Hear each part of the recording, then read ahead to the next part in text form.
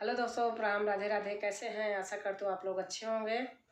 और दोस्तों, एक चुटकुला नाच गीत है, बहुत मज़ेदार है। आप पूरा वीडियो देखेंगे तो आपको समझ में आएगा। लास्ट कड़ी तो ज़रूर सुनना, उसी में सारी मज़ा रहती है। धन्यवाद।